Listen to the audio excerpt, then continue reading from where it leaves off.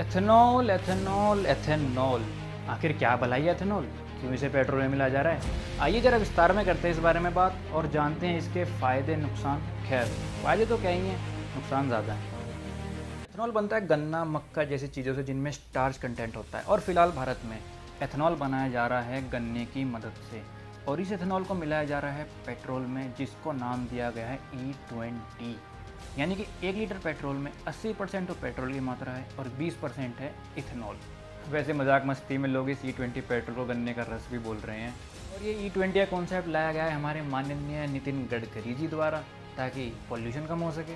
गडकरी जी, आपसे एक छोटी सी गुजारिश है, प्लीज़ इस कॉन्सेप्ट को वापस ले लीजिए, क्योंकि इसके फ़ायदे का तो पता नहीं, पर हमारे वाहनों को ये बहुत नुकसान दे रहा है।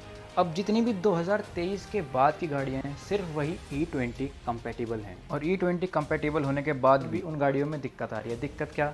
एक तो पिकअप अच्छे से नहीं ले रही है गाड़ी, दूसरा माइलेज ड्रॉप हो रहा है। यानी अगर साफ शब्दों में कहें तो अपने गाड़ी की इंजन की ऐसी की तैसी कर रहा है ये E20 पेट्रोल।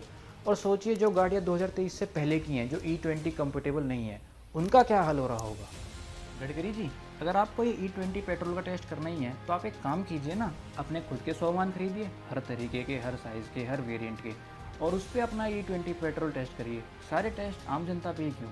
और अब तो कमाल की बात है, E85 भी लॉन्च कर दिया गया है, पता नहीं क्यों, जबकि मार्केट में E85 कंपैटिबल व्हीकल अवेलेबल है ही नहीं अभी।